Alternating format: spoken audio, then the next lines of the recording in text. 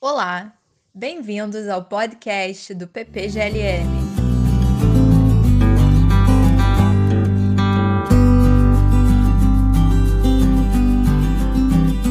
Damos início a mais um episódio. Hoje, no podcast do PPGLM, vamos falar sobre teoria do faz de conta. Nossa entrevistada para falar sobre esse tema será Luísa Luzi.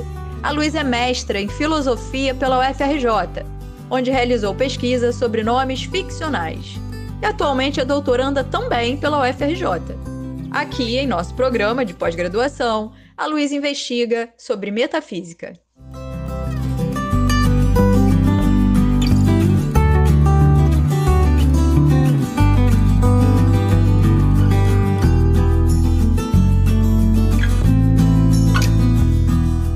Primeiramente, Luísa, obrigada por aceitar o nosso convite. Para começar, pode falar um pouco para a gente sobre a relação entre a teoria do faz de conta e a crítica da teoria do fingimento feita por Saul Kripke? Bem, primeiro a teoria do fingimento de Saul Kripke, que ela veio primeiro mesmo. Que a teoria do fingimento é um modo de você lidar com a ficção na qual o peso do que é a ficção está completamente no autor.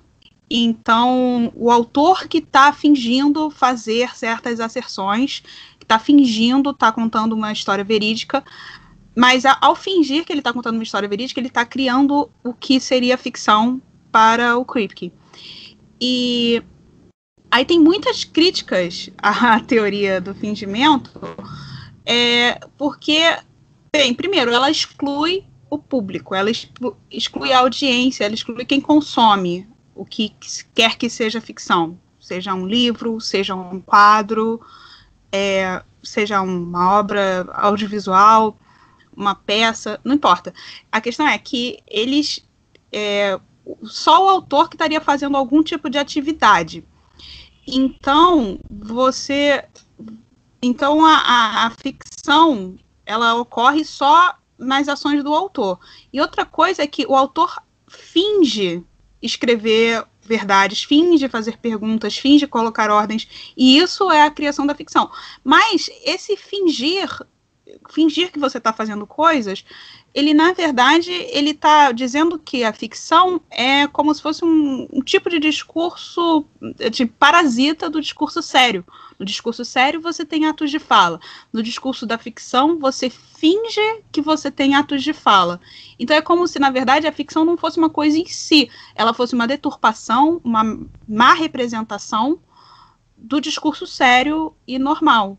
Então, é como se você não estivesse, de fato, falando sobre o que é ficção. É mais como se você estivesse delimitando os limites do discurso sério, o discurso que é o discurso direto, e você estivesse sempre atrás dessa questão do fingimento, sabe? Então, do início, você pega um estudo em vermelho, do Conan Doyle, e você tem, do início ao fim do livro, você tem o Conan Doyle fazendo fingimentos de todas aquelas frases que ele está colocando ali, de todas aquelas proposições que ele está estabelecendo ali. Tudo aquilo é um fingimento. Ele não tá, como se ele tivesse fingindo que está contando uma história verdadeira. Isso exclui a ação de criar ficção. Porque é como se ele só estivesse fingindo que está contando uma história, como se ele não tivesse planejado onde é que certos momentos acontecem, os impactos de certas coisas, como se ele não tivesse planejado a trama, como se ele não tivesse planejado os personagens. Esse personagem precisa ser desse jeito e eu preciso de um outro personagem para contrapor ele. Então é como se ele se estivesse simplesmente fingindo contar uma história verdadeira. E não é isso que ele está fazendo. A teoria do faz de conta, entre muitas coisas, ela serve para fazer uma crítica e dizer que a ficção não é uma coisa que você finge acontecer, é uma coisa que você faz acontecer de verdade, é uma coisa que você coloca para existir, você escolhe fazer ficção, você não é só um fingimento, você não está fingindo que está falando uma coisa de verdade, e você não quer que as pessoas acreditem que você está falando uma coisa de verdade.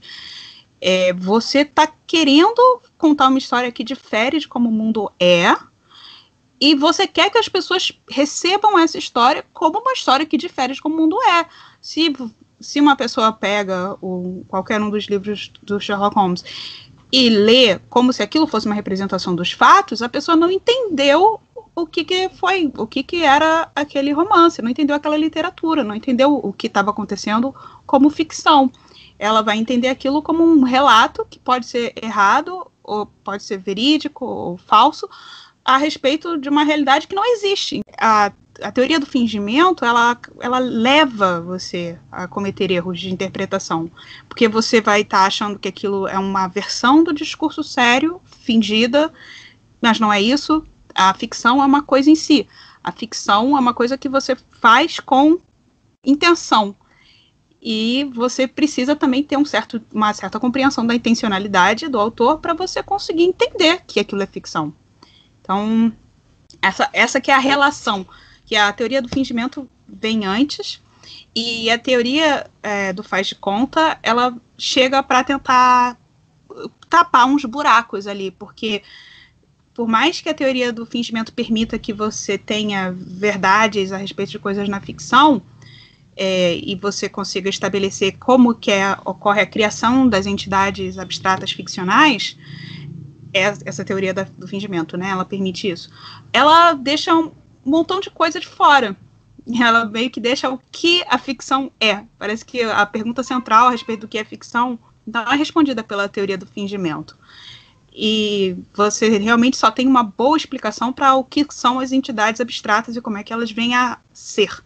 E, bem, aí é um outro problema. Só lida com parte do que está acontecendo realmente no estudo de ficção. Só lida com a parte ontológica. Você não está lidando com a parte semântica, linguística do que é ficção. Pensando agora mais propriamente em entidades ficcionais, você pode falar sobre a possibilidade de existência de entidades ficcionais e como está o debate hoje entre filósofos realistas e não realistas sobre o tema? Bem, começando pela última parte da pergunta, não existe um debate, não existe um diálogo, assim. Era uma vez que o descritivismo era usado, assim, meio que unanimemente para descrever o que estava acontecendo, para descrever o que estava acontecendo na ficção, para explicar como que nomes na ficção tinham sentido, né? Como é que as frases tinham sentido e como que a verdade e falsidade dessas frases, dessas sentenças, poderia ser julgada. E isso, Frege e Russell, né, eles desenvolveram essas teorias e que por muito tempo foi aceito. O descritivismo foi aceito para você explicar nomes vazios, que são nomes sem referentes, né, e explicar nomes ficcionais, que também parecem ser nomes sem referência, né? Então, nome ficcional é um nome vazio também. Como unicórnio é um nome vazio, então Sherlock Holmes é um nome vazio. Aí parece que, só que um é ficcional, né, e o outro é realmente um nome vazio. Só que aí parece que isso deixa um pouquinho faltando, porque quando o Kripke deu as suas palestras que viraram o livro Naming a Necessity, ele explicou ali, apelando para várias intuições e tal, que o descritivismo estava errado. E foi razoavelmente bem aceito, assim, de forma bem difundida, que Kripke está certo e que nomes fazem referência direta, sempre. Então, obrigatoriamente, nomes fazem referência direta. Então, tipo, você, Daniele, vai ser sempre Daniele, você sempre seria Daniele, e o seu nome sempre vai fazer referência direta apenas a você. Então, o nome é ligado a um objeto específico fixo. É uma referência fixa. Então o problema é que você, Daniele, é uma pessoa, então o seu nome, Daniele, tem uma referência.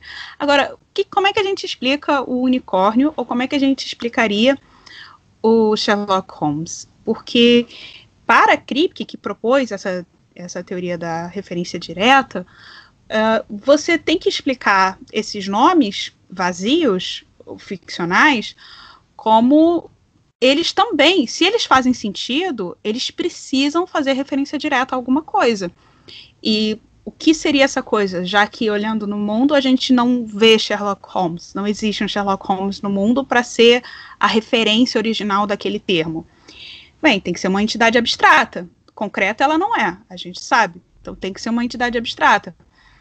E aí, ele expandiu mais em outras palestras que geraram o livro Reference and Existence. O que acontece é que nesse outro livro ele justamente expande para essa direção mesmo, que era uma coisa que ele não tinha se prendido muito quando ele fez o Naming a Necessity, que é as implicações, as consequências dos nomes serem sempre referentes diretos, né? Então, quando o Kripke ele expande no Reference and Existence, o que significa de fato você ter uma referência direta para esses nomes vazios e nomes ficcionais. Eu falo os dois porque existe uma leve divergência ali no que um é e o que o outro é. A implicação de uma entidade abstrata, ela é um pouco complicada, né? Porque, bem, primeiro que tem gente que não gosta de ficar supondo entidades desnecessariamente.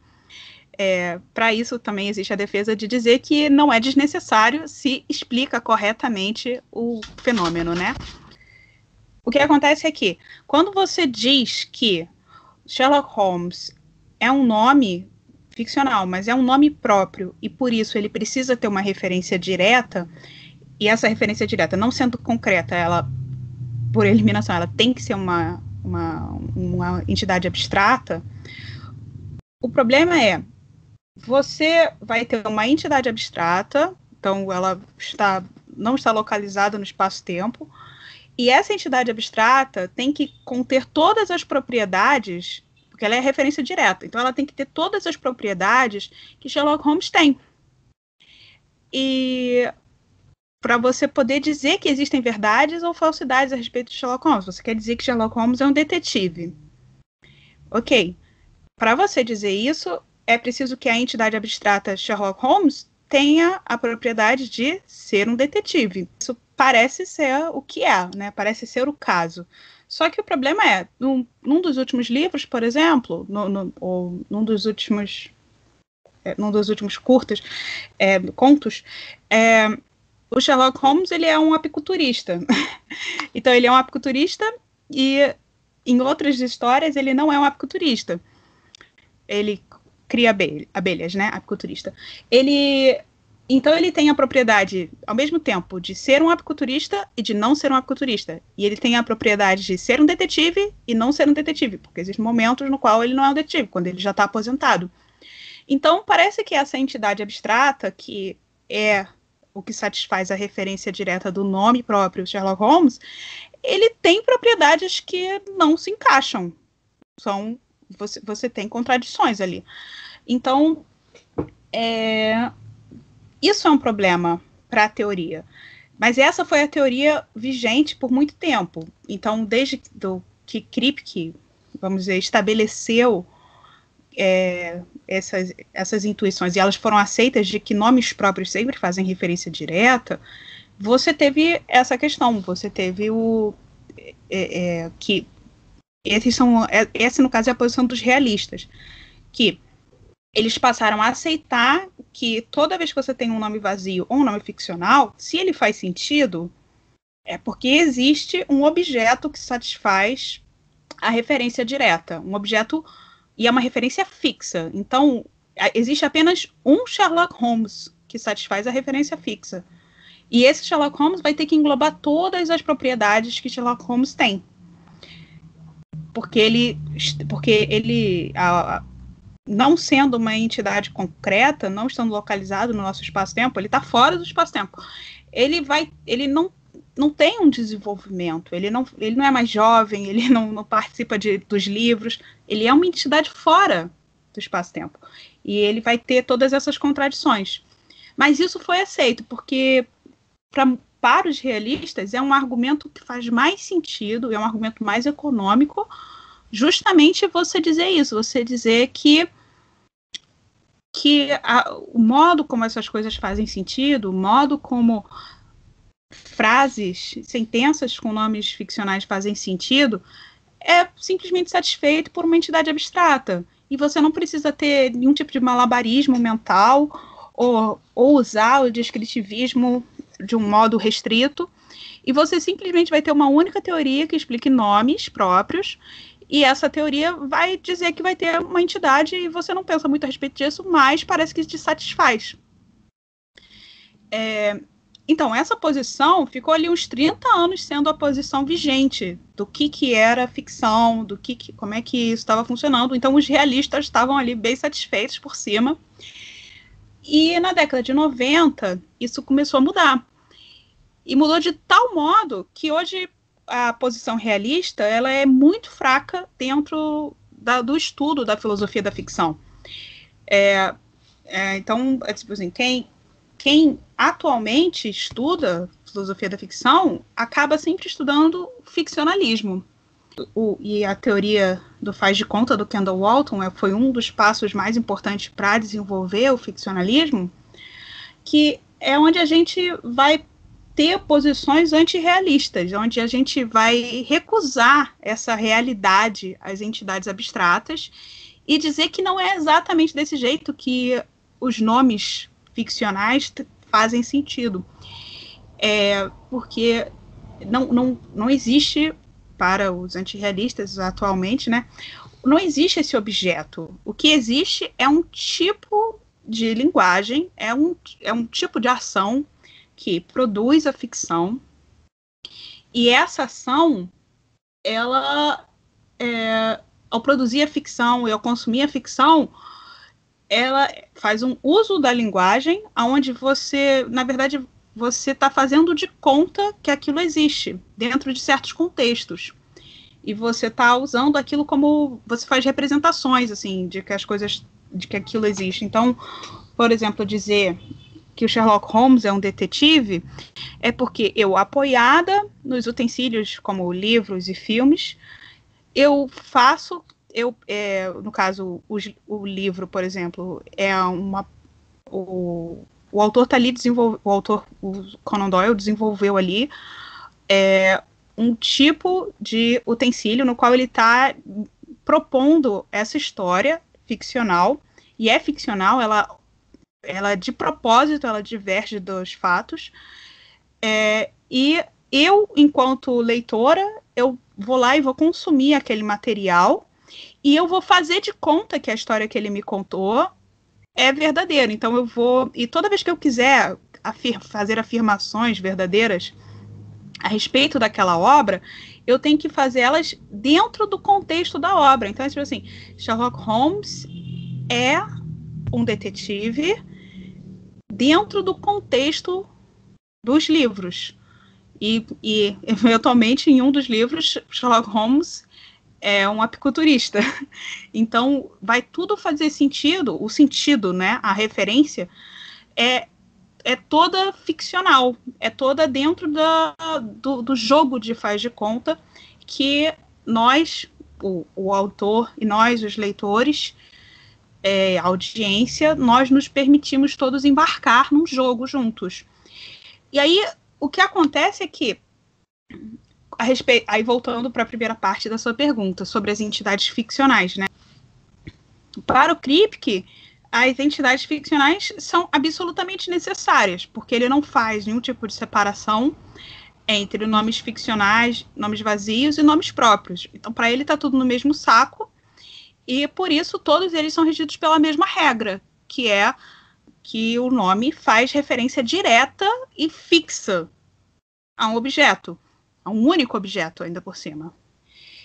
Enquanto que, para o ficcionalismo, para essas teorias que foram surgindo a partir da década de 90, você não tem um objeto que satisfaça uma referência direta. Porque toda a ação de fazer referência faz parte de um jogo de faz de conta, ou é feita ficcionalmente, que aí no caso não é tanto o Walton, quanto é quem veio depois, mas é como se tudo que você fizesse com relação à ficção ela sempre tivesse que ter um operador de intencionalidade, que é tudo que você faz dentro da ficção, você faz ficcionalmente. E quando você... Então, você faz de conta que o mundo proposto por Conan Doyle, aquele mundo no qual existe Sherlock Holmes, você faz de conta que aquele mundo existe. E assim, você pode dizer que Sherlock Holmes é um detetive, porque naquele contexto de faz de conta, Sherlock Holmes existe. Mas se você não estiver falando dentro do contexto do faz de conta, ele não existe. Por exemplo, até um jogo entre crianças é um tipo de faz de conta, onde você tem um tipo de ficcionalidade. Então, por exemplo, crianças brincando. Uma árvore pode ser um gigante. Mas isso é dentro apenas do faz de conta. A árvore é um utensílio para criar a fantasia, para criar o faz de conta, no qual as crianças participam ao brincar. A árvore não deixa de ser árvore. E ela não vira um gigante. É só que todas as pessoas, as crianças participando do jogo, vão concordar em fingir que a árvore é um gigante e construir uma narrativa ali em cima que elas vão brincar e vai, sei lá o quê, destruir o gigante, ou ser perseguido pelo gigante, não importa. A questão é, do mesmo modo, todos esses objetos que literários, artísticos, peças de teatro, filmes, música, pinturas, a literatura... Todos eles são utensílios que foram produzidos por alguém, com certa intenção também. Eles são utensílios que nós, a audiência, ao consumir, e ao consumir corretamente, porque a gente também tem que aceitar, fingir, fazer de conta. Então, ao consumir esses utensílios, nós todos fazemos de conta que aquele mundo é verdade, que existe um mundo no qual Sherlock Holmes existe, que existe uma Londres na qual 221B Baker Street é o endereço do Sherlock Holmes, e todos nós estamos fazendo de conta que participamos dessa mesma história, e fazemos de conta que ela é verdade. Então é um tipo de representação que a gente está fazendo, uma representação que a gente está fazendo o tempo inteiro, a partir desses utensílios que são a base para as nossas crenças, no caso. Luísa, o Kendall Walton propõe um modo de distinguir ficção de não ficção. E seu argumento usa o conceito de representação. De que maneira podemos compreender melhor esse conceito e o que constitui o caráter fictício de uma obra? Então, um dos problemas também, né, da ficção é justamente isso, né? Como você distingue a ficção da não ficção? Isso é um problema dentro da filosofia da ficção. Porque, às vezes, as teorias como a teoria do fingimento vão dizer que existe um nível de pouca seriedade no discurso de ficção, né? Que é um discurso que não é sério, que não é direto, que as palavras não estão sendo representadas de um modo correto. Mas, por exemplo, se você lê um artigo jornalístico onde faz um uso excessivo de ironias e sarcasmo, você vê que não é um artigo de ficção e, no entanto, você não está usando a linguagem da forma direta, né? Você está usando a linguagem, você fala as coisas ao contrário do que elas são na ironia. E nem por isso você está produzindo uma obra de ficção. Você pode estar criticando as políticas econômicas do país.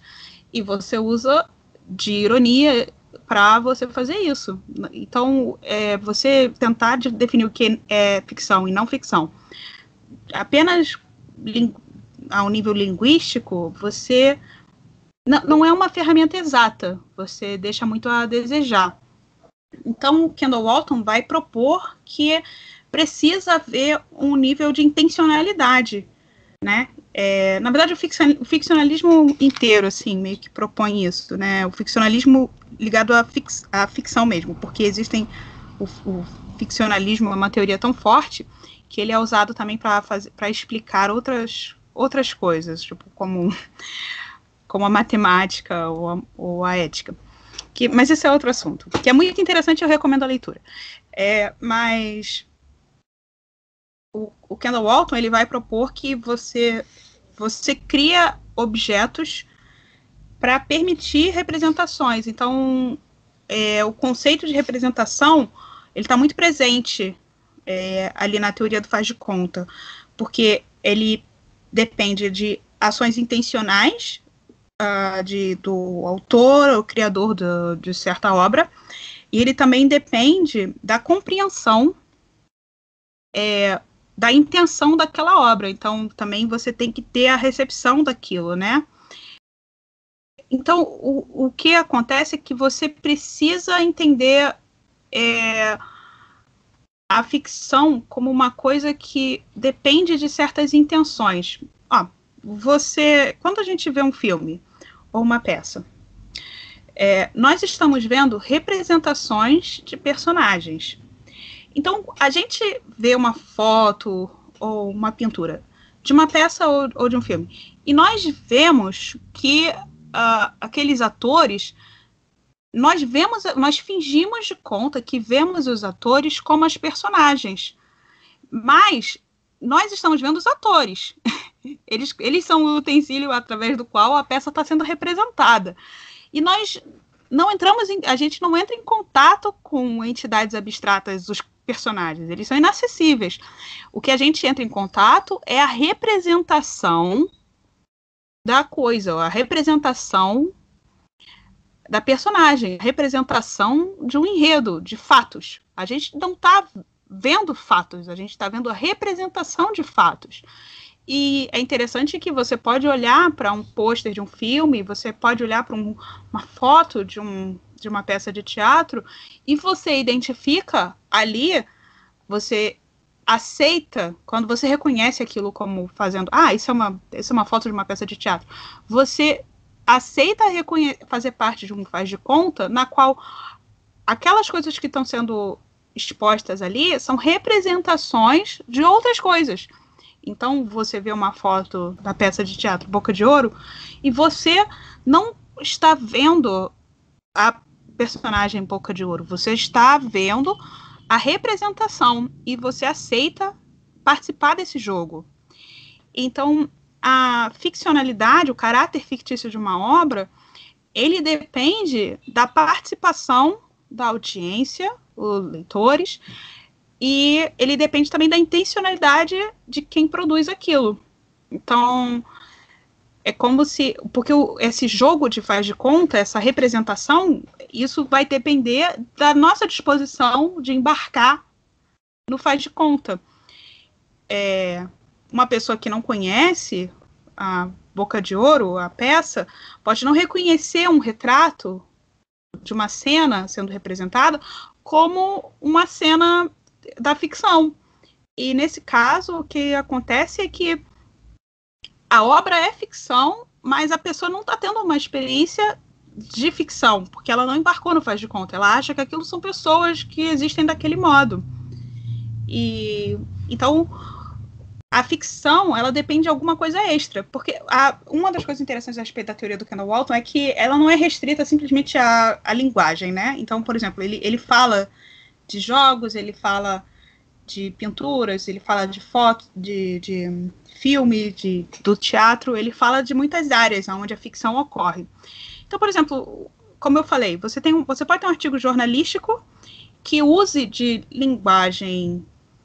uma linguagem metafórica, mas ele ainda assim não vai ser ficção. Da mesma forma, parece que quando a gente vê imagens, quando a gente vê uma foto no jornal que não é ficção, a gente consegue reconhecer aquilo como uma representação de fatos da realidade.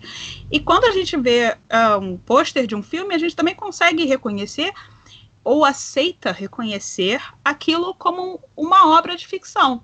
E o caráter ficcional, ele vai vir justamente do fato de que nós, enquanto audiência, reconhecemos a intencionalidade daquilo ali, de quem produziu aquilo ali, e nós aceitamos participar daquele jogo de faz de conta, e aceitamos que aquilo é uma representação de uma coisa ficcional.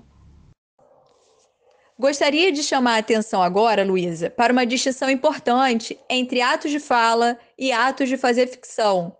Pode, por favor, falar mais para a gente sobre essa distinção? Claro. Então, Os atos de fala, né, são justamente o que a gente faz com a linguagem, né? Mas eles também eles também dependem de uma certa... Eles dependem de circunstância e de reconhecimento, né? Então, por exemplo, quando um juiz emite uma sentença, ele está fazendo um ato de fala. Através das palavras dele, ele faz uma ação, né? E aí ele precisa estar dentro de certos... Ele precisa estar dentro de certos contextos e, é claro, ele precisa satisfazer certas condições para poder... para ter sucesso no ato de fala.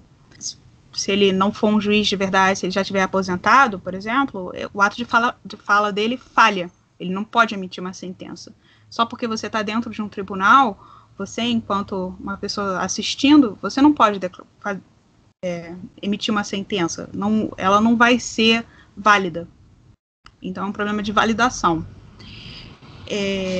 E é claro que é um nível mais amplo, o próprio ato de falar e ser compreendido também é um ato de fala, né? Você tanto seja uma pergunta, uma ordem, uma ameaça, qualquer coisa que você fale, ela precisa também... Você tem os sons, que são parte da ação, você produz um efeito no mundo com sons, você causa isso, ou então você escreve isso, e aí você tem a sua intenção de ser compreendido, tanto como pode ser uma ordem, pode ser uma ameaça, pode ser uma simples declaração de veracidade.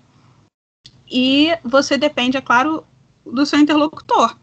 E o seu interlocutor precisa compreender o que você está falando, né? Qual era a sua intenção. Aí, o ato de fazer ficção, ele também depende de você ter certo sucesso ao comunicar coisas. Então, uma das tentativas anteriores ao ficcionalismo, de tentar explicar verdade dentro da ficção, dependia um pouquinho disso, de você poder dizer que algumas coisas eram válidas ou inválidas dentro da ficção, dentro daquele ato, né? Então você tem a intencionalidade de quem produz a ficção e, é claro, o produto que é feito, seja ele palavras, seja o que for, e aí você tem a compreensão pelo interlocutor, que pode ser leitores ou audiência, tanto faz, e você tem, então, a recepção daquilo e o reconhecimento do que está sendo feito, né? E aí você vai ter certas validades dentro daquilo. Mas essa solução, a própria solução do ficcionalismo, ela constrói em cima disso, né? Porque o ficcionalismo, ele depende especificamente de você ter uma intenção ao produzir a ficção e que essa intenção seja compreendida. A falha de quem recebe, do seu interlocutor, seja leitores, sejam audiência, quem for, a falha da pessoa de compreender aquilo como uma ficção impede o sucesso da ficção. Então, uma das coisas que se fala, isso desde os primórdios de alguém falar a respeito de ficção, é que a ficção, ela não é uma mentira. Então, quando Conan Doyle escreveu a história, o Estudo em Vermelho, ele não escreveu uma mentira. Ele escreveu uma narrativa que diverge da realidade, que diverge do que é o caso, propositalmente, mas não com a intenção de criar uma mentira. Porque se alguém pegasse o livro que ele produziu, aquele texto, e lesse aquele texto como uma representação de fatos verídicos, a pessoa não tinha entendido o que aquilo é. Porque não é... Porque aí sim seria uma mentira, né? Seria uma má representação dos fatos como eles são, porque não existe o Sherlock Holmes. Então, se alguém entendesse aquilo como sendo um relato do mundo, do que é o caso, né, no mundo, da realidade, aquela pessoa não estaria participando da ficção. É como se houvesse uma falha no ato, né? Então, o autor teve uma intenção, ele produziu uma coisa no mundo, e quando a coisa foi recebida, ela não teve a sua intenção compreendida. Num ato de fala, por exemplo, você poderia dizer assim, se uma criança está perto do fogão e vai pegar numa panela quente, você pode falar, não toque nisso. Isso pode ser um aviso, ou talvez a criança assustada entenda isso como uma ameaça. Não toque nisso, senão... Então, isso vai depender do interlocutor. Mas a sua intenção, se era fazer um aviso, se a pessoa interpreta como uma ameaça, ela não foi cumprida. Você não conseguiu concluir com sucesso o seu ato de fala. E do mesmo modo, se você escreve uma história ficcional e ela é lida como um relato dos fatos, você também não teve sucesso com o seu ato de fazer ficção, porque você não foi compreendido, você não foi bem recebido. Você não teve essa outra participação, que é aí que entra a questão do faz de conta.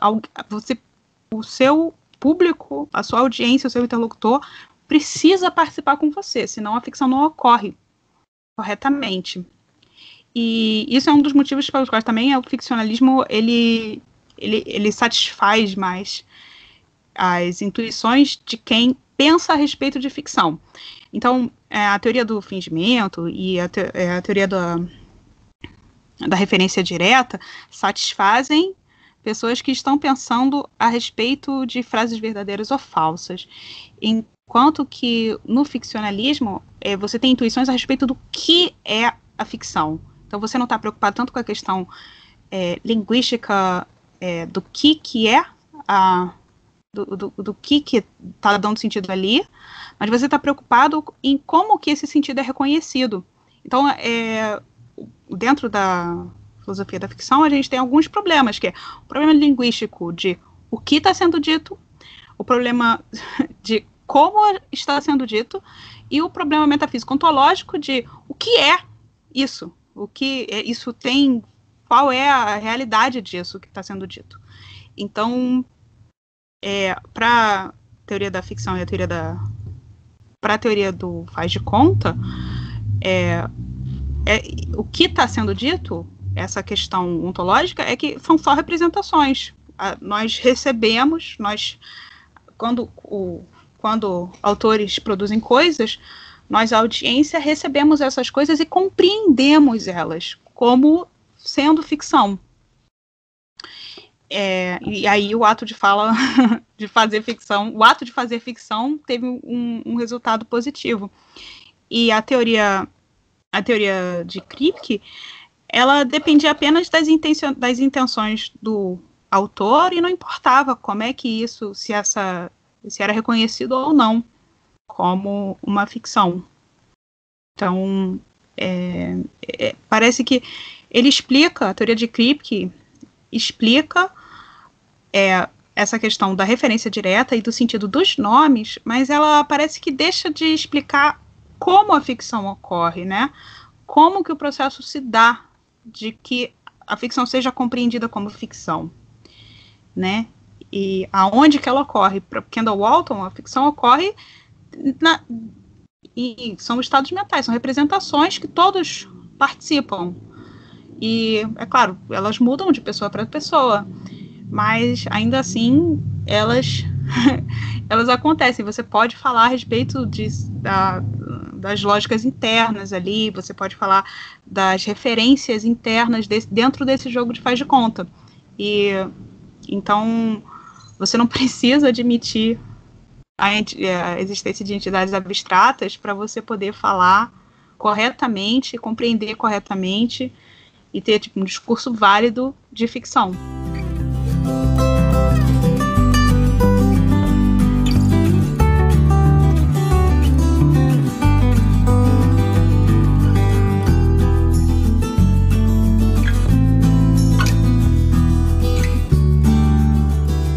A teoria do faz de conta de Walton defende que o conceito de representação é fundamental para a ficção, A aplicação do conceito de representação permite explicar os modos como nos engajamos com a ficção, com suas obras e objetos.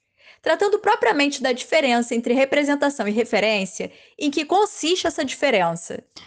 Bem, eu meio que respondi ali, me adiantei a essa pergunta na minha resposta anterior.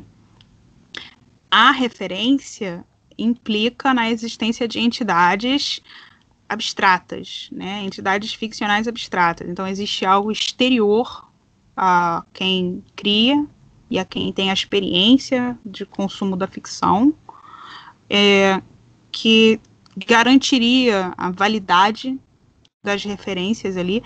Existe essa entidade ficcional abstrata e é a ela sempre que estaremos fazendo referência. Então, aqui um exemplo mais popular, por exemplo. Existe uma discussão enorme no fandom de Harry Potter, entre os fãs, né, na comunidade de fãs do Harry Potter, se a Hermione é negra ou se a Hermione é branca. Porque o texto é vago e não existe uma... Então, o texto é vago, parece indicar que ela poderia ser negra ou que ela... ou não ser nada, não sei, não deixa claro. Então, o que acontece? Milhares de leitores tiveram acesso à obra da J.K. Rowling e alguns deles acham que as referências a Hermione descrevem um objeto, uma entidade abstrata que tem como uma das propriedades ser negra. E outros milhares de leitores acreditam que toda vez que a J.K. Rowling usou o nome Hermione, ela, na verdade, estava fazendo referência a uma entidade abstrata, ficcional, que era branca. Tem gente que acha que estava no meio do caminho, não importa. A questão é, todas essas referências, tipo, algumas delas, se existe um objeto abstrato, ele não pode ser negro e não ser negro ao mesmo tempo. Então, se essa entidade existe, ela tem que ser apenas uma coisa. Então, essa ficção, essa experiência de ficção que as pessoas tiveram, é como se ela não tivesse nenhum tipo de validade, porque apenas a intenção da criadora da entidade ficcional a qual está se fazendo referência, apenas ela poderia determinar isso, e como ela deixa indeterminado no texto, os leitores não têm como saber o que ela estava planejando, mas basicamente essa referência seria fixa. Então, mesmo que nós, leitores, todos, milhares de leitores, não tenhamos acesso pleno àquela entidade, como ela foi criada na mente da autora, a autora criou aquela entidade ficcional ali. Então, a autora sabe qual é as determinações completas dessa entidade. E nós que apenas lemos o texto, onde não existe uma caracterização completa, nós supomos coisas que podem ser erradas e podem ser certas. A gente não tem como saber. A representação, a teoria do faz de conta da representação, diz que existe como se fosse um pontapé inicial da pessoa que cria a obra ficcional, no caso a J.K. Rowling, que criou uma obra ficcional, um livro, e aí esse pontapé inicial, esse utensílio que ela criou, esse livro, essa história que foi impressa em várias e várias cópias, isso é um utensílio que outras pessoas usam, no caso os leitores, a audiência, que outras pessoas usam para participar do jogo de faz de conta que a autora começou. Então essas outras pessoas vão criar representações a partir daquele utensílio, o texto. E essas representações, sendo estados mentais, elas não têm como ser mais falsas ou menos falsas, né? Quer dizer, se a pessoa ali, ao ter a experiência de ficção, participou de um faz de conta na qual a Hermione é negra, então a Hermione é negra naquele faz de conta ali, porque ela é indeterminada no texto. Então, as intuições, as experiências de faz de conta de cada um dos leitores poderia estar sendo satisfeita. Ou não. Quer dizer, então, ou não, porque se existir um objeto Então, não. E se for apenas uma questão de representação, então sim. Porque a representação, esse estado mental que nós criamos ao ter a experiência do utensílio, esse é sempre válido, né? É sempre válido as nossas diferenças de representação entre pessoas, entre as mentes, né? Então, esse engajamento com a ficção, ele permite um compatibilismo maior entre as muitas diferenças, interpretações que as pessoas fazem, né? E também permite que você possa, o modo como você interpreta verdades e falsidades dentro do texto, dentro daquele material, dentro daquele faz de conta, né? Então, o que acontece é que para a referência direta, como o Kripke defende só existe uma verdade, só existe uma resposta certa, porque a entidade abstrata ficcional seria existente e fixa. Então, só existiria uma resposta correta, sempre. Metade das pessoas está errada, metade das pessoas está certa. Porque a entidade abstrata inacessível, diga-se de passagem, tem apenas um conjunto de propriedades e não o outro. E enquanto que a teoria do faz de conta, ela diz que a ficção ocorre nessa representação que a gente cria. Então, a ficção, ela é uma coisa que acontece quando a gente aceita participar do faz de conta. Então, tanto autores que criam, eles estão fazendo de conta que aquilo ali que eles estão propondo é um tipo de realidade, uma realidade ficcional, mas um tipo de realidade. E quem consome também está aceitando fazer parte dessa brincadeira.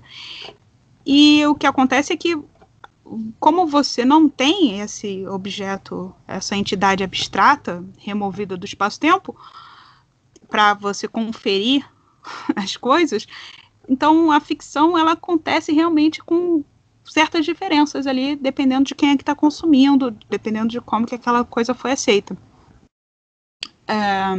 Essas que são assim as principais diferenças dos dois, eu acho. Para finalizar, Luísa, vamos falar sobre a verdade na ficção. É possível falar de verdade nesse campo? Eu acho que sim. E a maior parte dos autores que trabalham com ficcionalismo também acham, mas é uma verdade que depende de um operador ficcional, um operador de ficção, que é um operador de intencionalidade. Então, seria dizer que Sherlock Holmes é um detetive, não é verdade assim, puro.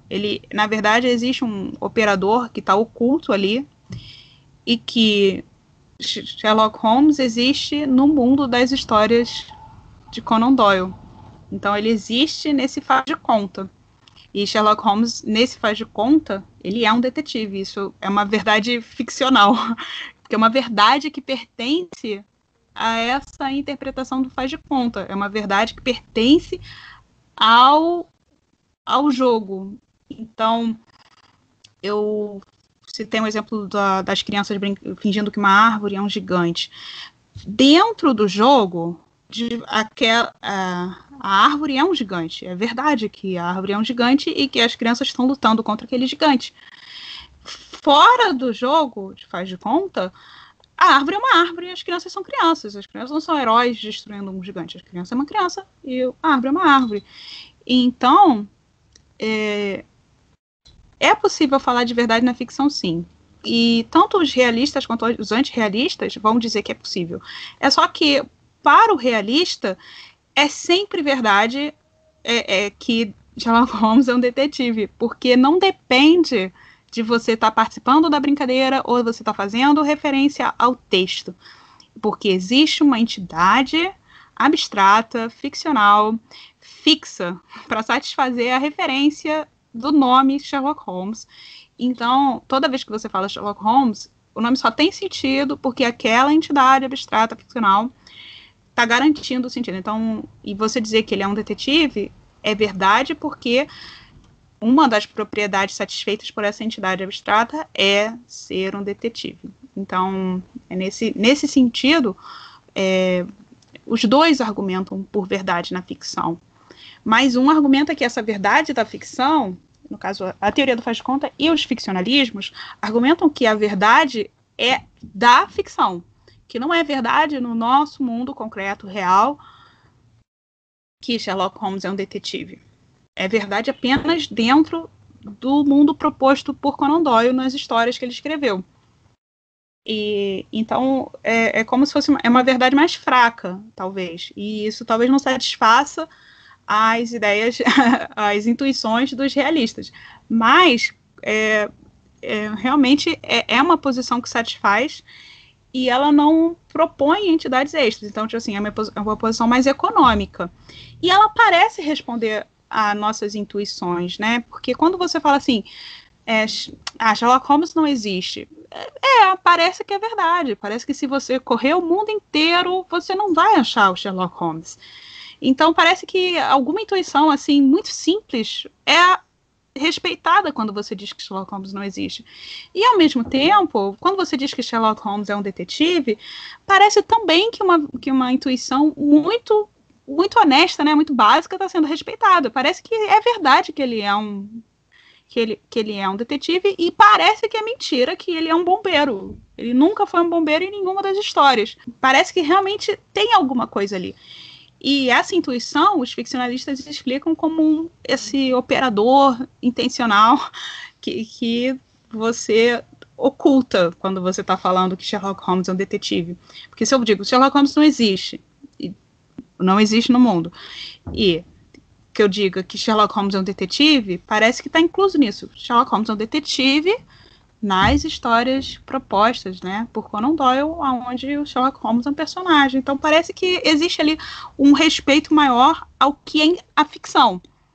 Enquanto que os realistas, eles, pelo menos quem seguiu as conclusões de Kripke, parece que eles estão mais preocupados com essa percepção a nível do discurso direto, né, sobre a verdade ou falsidade de certas proposições, como essa que Sherlock Holmes é um detetive. Enquanto que os ficcionalistas são mais preocupados em o que compõe a ficção exatamente. Mas sim, é possível falar sobre verdade na ficção. É só você precisa escolher se é na ficção ou se é no mundo real, que tipo de verdade você está disposto a argumentar quando você está falando que Harry Potter é um bruxo e Sherlock Holmes é um detetive. Então, parece que sim, você consegue sim fazer esse argumentar pela verdade na ficção dentro de múltiplas linhas de pesquisa ali. Então, com certeza podemos aceitar.